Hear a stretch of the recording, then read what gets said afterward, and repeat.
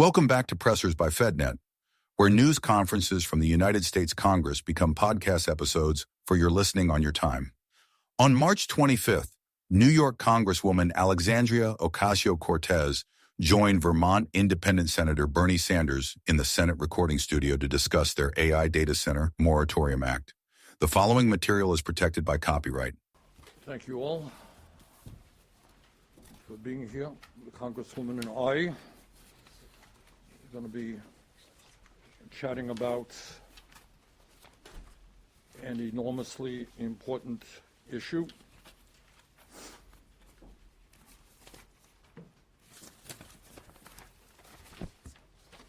Let me start off by saying that in my view, and in the view of people who know a lot more about this issue than I do, we are at the beginning of the most profound technological revolution in world history, period. The most profound technological revolution in world history, a revolution that will bring unimaginable changes to our society in a relatively short period of time. Artificial intelligence and robotics will impact our economy, our democracy, our privacy rights, our emotional well-being, our environment, and even our very survival as human beings on this planet. The scale, scope, and speed of this transformation will be unprecedented.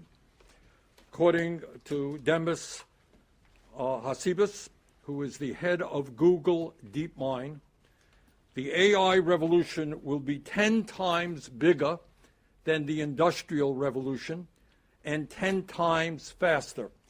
In other words, AI and robotics will have 100 times impact in terms of what the Industrial Revolution did. And it's not just what AI companies are saying, it's what they are doing.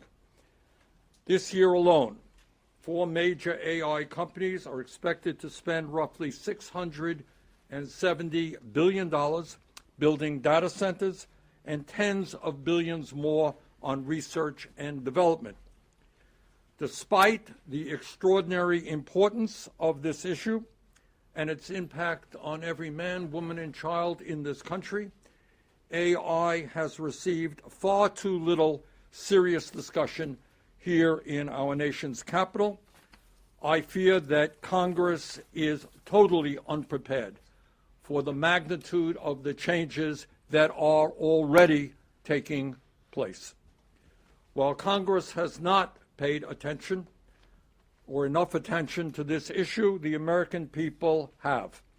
According to a recent poll, 79% of voters are concerned that the government does not have a plan to protect workers from AI job losses. That same poll also found that 56% of voters, majority of voters, are concerned about losing their job or having someone in their family lose their jobs in the next year, not in the next 10 years, in the next year.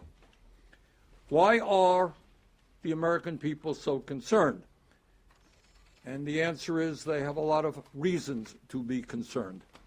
They understand that at a time of massive income and wealth inequality, when the billionaire class has never, ever had it so good, some 60% of our people are living paycheck to paycheck. And the American people understand that the AI revolution, these massive investments, are being driven by some of the wealthiest people in our country and the world, people like Elon Musk, Jeff Bezos, Mark Zuckerberg, and Larry Ellison. They understand that these billionaires are investing huge amounts of money into AI and robotics, not to improve life for working families, but to dramatically increase their own wealth and power. Do you think the average American is sitting around trusting that the multi-billionaires are going to transform society for the good of ordinary people? I don't think so. In terms of the impact that AI and robotics will have on working people, let us listen to what the tech oligarchs themselves are saying. Not the Congresswoman, not me. Let's hear what the tech oligarchs are themselves saying. Elon Musk, who has made massive investments in AI and robotics, has stated, and I quote, "AI and robots will replace all jobs." That's about it. Replace all jobs. Bill Gates, another massive, who's also made massive investments, has said humans, quote, "won't be needed for most things," end quote. And Mustafa Suleyman of Microsoft AI predicts that most white-collar work could be automated within the next decade. What we are talking about, therefore, is the possibility that AI and automation could displace tens of millions of workers in the United States from their current employment. We are already seeing early signs of this transformation, with declining employment in AI, exposed occupations, and growing difficulty for young people entering the workforce.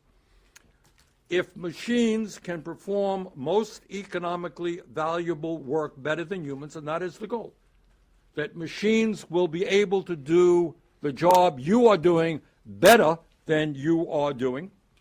If that happens, pretty simple question: what happens to the workers? How do people earn a living? How do they support their families? And how do programs like Social Security and Medicare survive without a stable tax base? People are not working, they're not paying taxes. And let me ask a very simple question that is on the minds of millions of Americans. How will workers who lose their jobs find new employment if there are no jobs available? What happens to the over 6 million truck drivers, cab drivers, rideshare drivers, and bus drivers if virtually all transportation is conducted through driverless vehicles, which under President Trump seems likely to happen? What happens to the young college graduates who today going out looking for an entry-level job, but that job is not there? And let me say this, maybe from personal experience. I have seen this before, and the American working class has seen this process play out before. In the 1990s, the working class of this country was told by the corporate world, by the elites, by the corporate media, don't worry about unfettered free trade. My God, NAFTA, PNTR with China, it is going to create millions and millions of good-paying jobs. Man, Democrats, Republicans, corporate executives, everybody came together. Free trade, going to be the best thing that ever happened to American workers. Well, not quite. What happened, in fact, is that thousands and thousands of factories in this country were shut down. And what happened is that millions of workers lost their jobs. So we have seen this play out in the past. But when we talk about AI and robotics, we're not just talking about the economy. AI is already reshaping how we as human beings relate to each other. According to a recent poll by Common Sense Media, 72% of American teenagers say they have used AI for companionship, and more than half do so regularly. What does it mean for young people to form friendships with AI and become more and more lonely and isolated from other human beings? Everybody understands we have a major mental health crisis for our young people right now. I fear that AI could make it even worse. And then when we talk about what's going on, we also have to talk about privacy. Larry Ellison, second richest person on earth, who's gobbling up a lot of the media in this country, who is a major investor in AI, predicts an AI-powered surveillance state is coming where, this is Larry Ellison, major investor, this is what he says, where citizens will be on their best behavior because we're constantly recording and reporting everything that is going on, end quote. That's your phone calls, your texts, your emails, the websites that you visit. It will be recorded if we continue the current trends. Further, AI is undermining American democracy. The rise of deep fakes, where you have very convincing fake images. It happened to me. I don't know if it happened to you. All right. Where they had me selling some rebates or something like that. Looked very good. Almost convinced me, but it wasn't me. We're seeing fake videos, fake audios. What happens when a day before the election, somebody who looks like the candidate gets up and says something outrageous and people believe it? If people cannot trust what they see and hear, informed decision-making becomes nearly impossible. It will become harder and harder to distinguish between truth and untruth. There's also, in what we're seeing now, a significant environmental cost. AI requires enormous computing power, driving the expansion of energy and water-intensive data centers, increasing electricity demand, and potentially deepening reliance on fossil fuels in the midst of a climate crisis.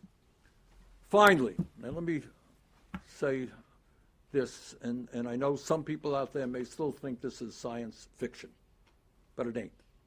I have talked to some of the leading scientists and most knowledgeable people in the world about the potential existential threats that AI brings to the human race, including Geoffrey Hinton. Some of you may know that Dr. Hinton, who was a Nobel Prize winner in physics, he's considered to be the godfather of AI. He's worked on this thing for decades. They have cautioned us that AI could soon surpass human intelligence and operate independently beyond our control. And if that happens, what they acknowledge is it poses a profound threat to the very survival of the human race. So, what is happening in Washington right now in response to all of these enormous concerns? Well, we learned just today that Donald Trump has appointed a commission which is made up of the very people who are going to financially benefit from AI and robotics, including some of the wealthiest people in the world, like Mr. Ellison, Mr. Zuckerberg, and the video CEO, Jensen Huang. And needless to say, there is no reputation on that commission of workers or environmentalists or consumers. And that is why, in my view, we need a very different approach. Across the country, communities are already pushing back against the unchecked expansion of data centers. More than 100 localities have enacted moratoriums or restrictions, and states are beginning to take action as well.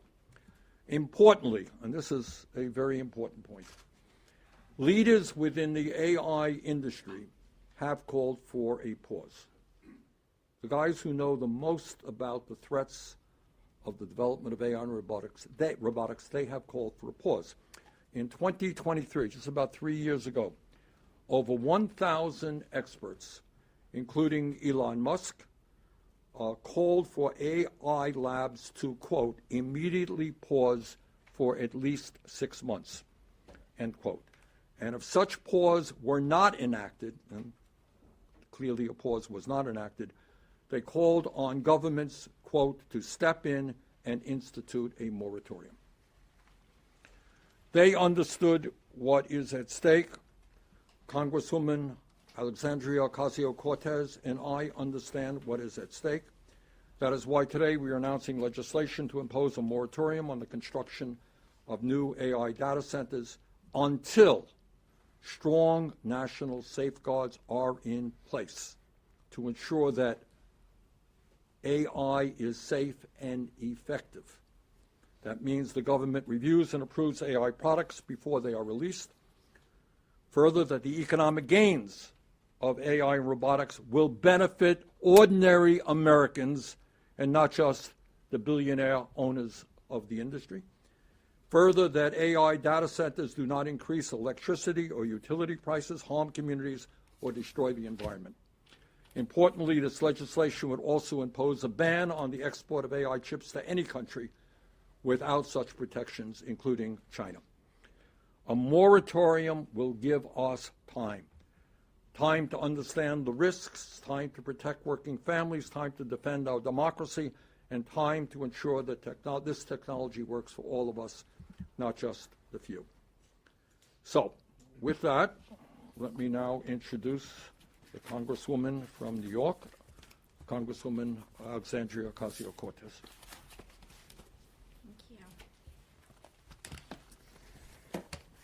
Thank you, Senator. First and foremost, I want to take a moment to express my gratitude to Senator Sanders for bringing us together today to introduce this critical legislation.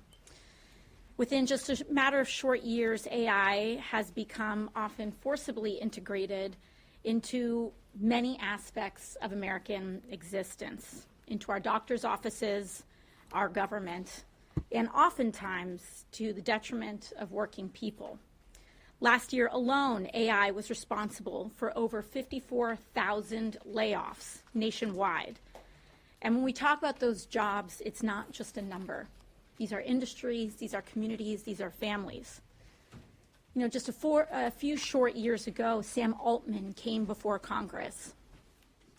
And in a direct plea, he begged us to regulate this industry. He said that these tools were under no circumstances ready, nor should they be integrated into weapons of war. That we must impose severe regulations immediately to prevent mass layoffs and to ensure that any productivity that comes of this industry can benefit working people.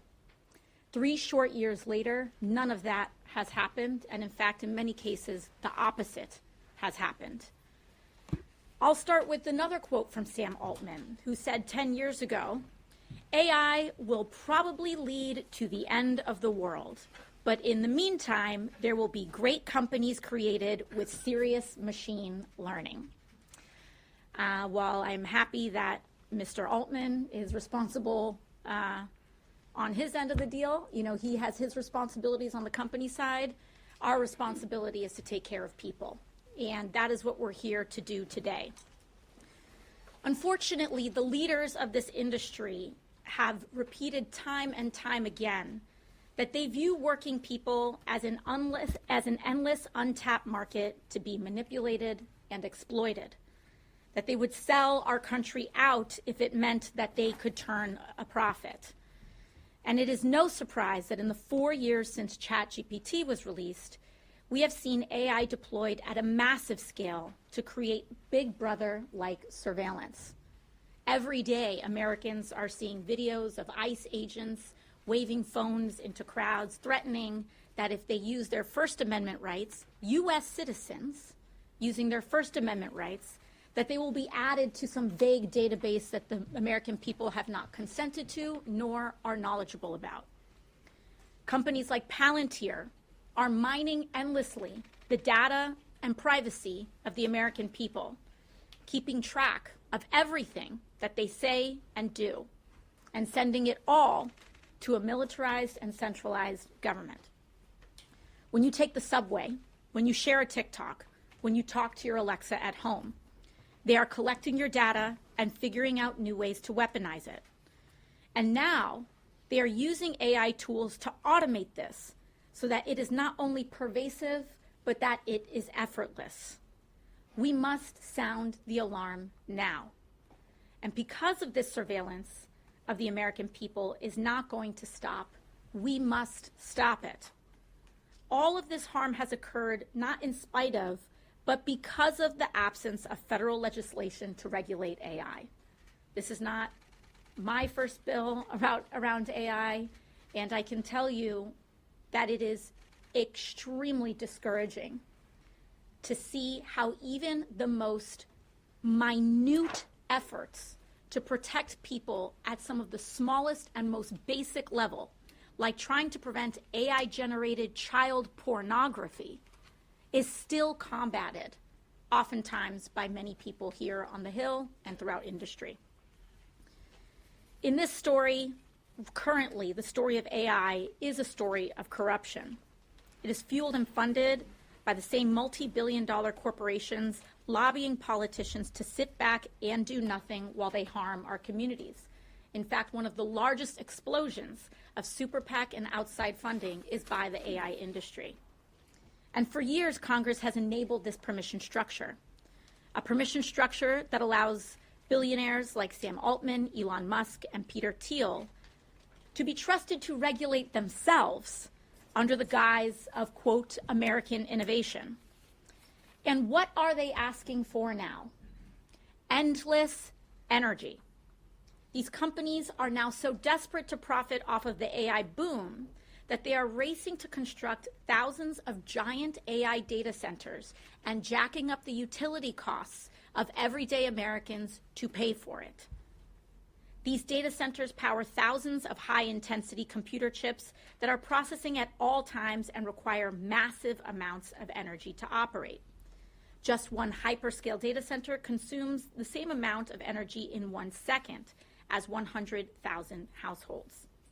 Because of the massive amounts of energy they use, power and water utility companies must build multi-billion-dollar infrastructure to keep up with the demand. And these companies are not paying for their own energy infrastructure. People's energy bills around the country are skyrocketing in order to pay for these AI data centers for them. In the last 5 years, Americans who live near data centers saw their electric bills increase over 267% each month.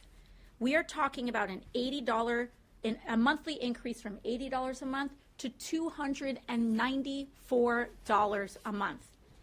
Working people are already living paycheck to paycheck, in some states off of wages as low as $7.25 an hour, another federal minimum wage that Congress also refuses to raise.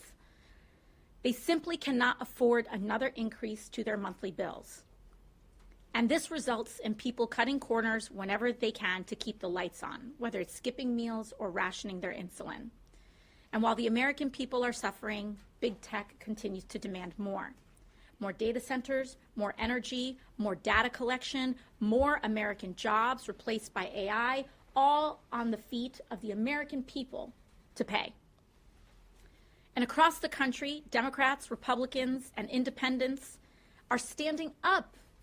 People are standing up to big tech and saying no to these data centers being built in their own communities.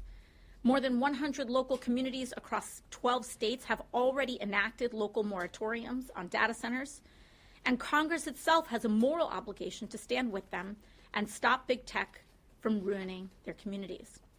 Our legislation in the House and the Senate would hit the brakes on construction of new data centers until we address several of the key areas of harm AI poses. Our bills learn from our lack of regulation following the similar rise regarding the internet and demands a new approach to AI, one that protects the American people from big tech's egregious overreach, one bound by our shared commitment over those who wish to patent it, one that centers prosperity for the many over exorbitant profits for the very few. Thank you. Okay, fire away. By the way, we're just going to take questions on AI. Yes, who are you? Brian Mesford, Business Insider. One of the most common critiques that comes up when this idea of moratorium is raised is that we're in an AI race with China, and that slowing down the progress of AI development in any way would give China an advantage, whether that's economic, national security. I'm curious, when that critique is raised to you, what do you say to that? Is that something you're concerned about? Well, I think the good news here, and it's not widely known, is there are a number of Chinese scientists who share the same concern that American scientists are worried about. And that is, if we don't get a handle on AI, there are going to be enormous existential consequences. So I think in a sane world, what happens is the leadership of the United States sits down with the leadership in China and leadership around the world to work together so that we don't go over the edge and create a technology which could perhaps destroy humanity. But I would say there are Chinese scientists fairly high up in the government who who share those concerns. We've got to immediately, with a sense of urgency, bring those people together. Anything you want to add to that, Sharon? I mean, I think the concern there is easily remedied by passing protections for people. We need to sort out energy sources. Once these companies can be on the up and up, providing their own energy, building out and investing in the infrastructure, refusing to free ride off of the American people, then we can continue to develop and explore this technology. I don't think that this is about a denialism of science or American competitiveness, but it is about an integration of protection of the American people instead of allowing this to happen at their expense. And furthermore, this legislation will prohibit the export of chips to China and other countries. Yes, sir. Yeah, the Congresswoman, I think You are Chase Williams with Fox Business. You mentioned 267% electric bills up each month. The administration has taken some steps to remedy these concerns. I wonder what you make of their actions. My second question for both of you is, do either of you guys use artificial intelligence in your everyday lives? So, you know, in terms of the impact that it's having, I think we just need to ask everyday people on if they're feeling the effects of that. I think as much as, you know, as much as as I personally have differences with this administration, I would want them to be successful in reducing the energy bills of American people, but people aren't feeling it. It's not working. In New York City alone, there are some families that are getting electric bills that are $600 a month, as high as some people were paying in rent not too long ago before our housing costs skyrocketed as well. So, you know, I don't think those efforts are working on behalf of the administration. As far as AI, I do not regularly integrate it into my daily life, but I know many people do. I think our job tends to be a little bit more, for me, a lot of my job is quite writing based, and I like to do my own. Thank you. very old-fashioned. I'm old-fashioned that way. To answer the question, we have looked at AI. We did a chat with Claude recently, but I don't use it on a regular basis. Other questions? Anyone else? Yes. Igor from Huffington Post.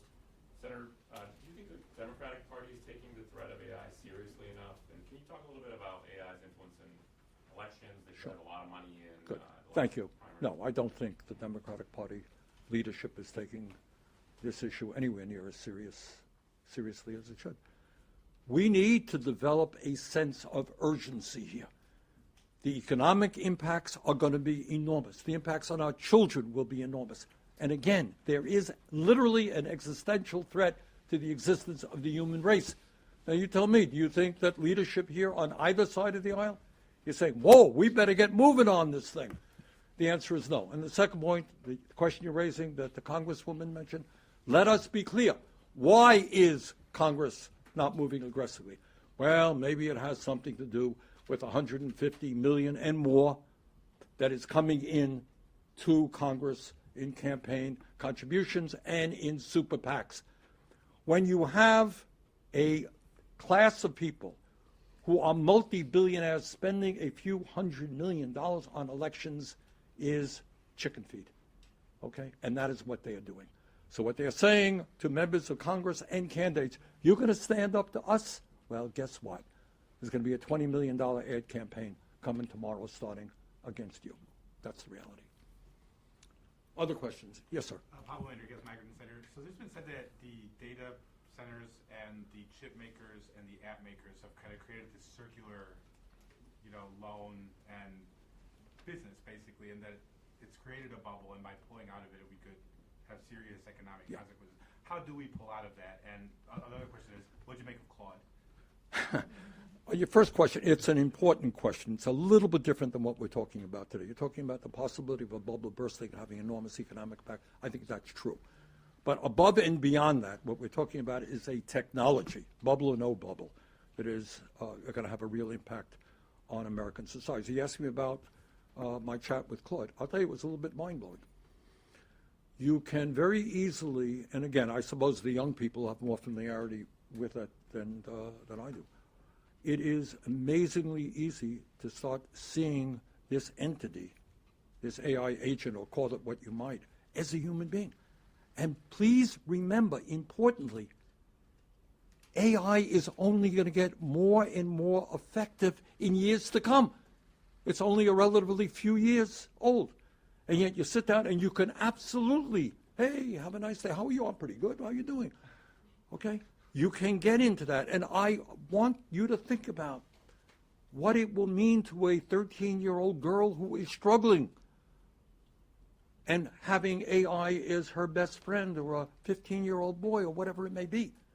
These are real serious dangers. But to answer your question, it is mind-blowing how quickly you can somehow see this as a human agent. Okay, yes? There's some other ideas that are being floated on the Hill, be it to make it so, as you kind of alluded to, make it so that these companies are paying for their own or producing their own energy. Why not go that route? Why do the moratorium approach? Because that's one part of the problem. As the Congresswoman mentioned, you're seeing people now whose electric bills are soaring beyond control. That is an issue that we've got to deal with. But there are other profound issues. So if somehow or another that was put under control and electric bills did not soar, and yet we lost tens of millions of jobs, would we be happy with that? If our kids became addicted to AI agents, would we be happy with that? And I think, once again, I want to get back to the point that some of the founders of this industry, people who know more about it than anybody else in the world, are telling us that within a few years it is likely that AI will be smarter than human beings, that human beings may lose control over AI with possibly catastrophic impacts. How do you ignore those issues? You tell me. This program is copyrighted by Federal Network, Incorporated, and provided only for informational and educational purposes. Unauthorized reproduction, distribution, or use of this episode without express written permission from FedNet is prohibited.